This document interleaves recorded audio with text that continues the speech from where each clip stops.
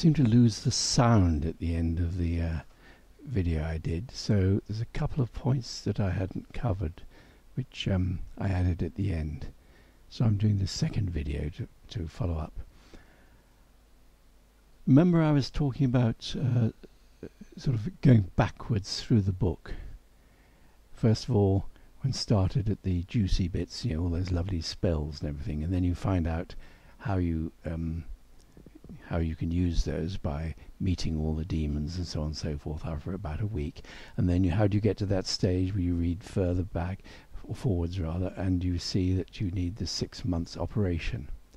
Well, there is an earlier section to the book, one more section, which is about the life of Abraham the Jew, his travels around the world, and how he learnt through trial and error to find the sacred magic, and some of his mistakes and so on and so forth.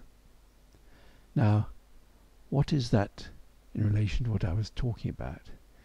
Well, going back to the analogy of the workshop manual, that first section you could say raises the question, what's the point of getting your car to go 180 miles an hour if you've never learnt to drive a car properly, particularly a fast car? It's about an earlier need to actually live life and grow up and be ready to do this operation. And in a sense I wasn't really ready in 1977. So that's, you know, don't forget that first part and the messages it contains as well when you're deciding to do this.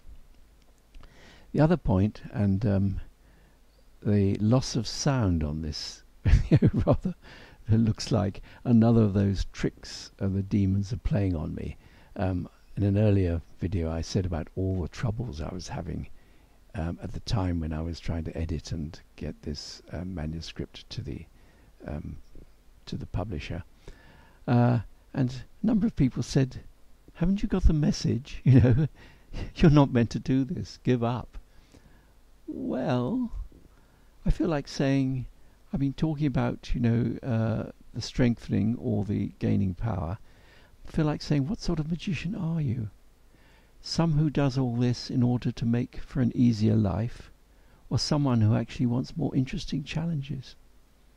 It's a bit like saying to, you know, Sir Edmund Hillary, but as he's on his way to the top of Mount Everest for the first time, after that low snowstorm, don't you think you ought to turn back? Would he really?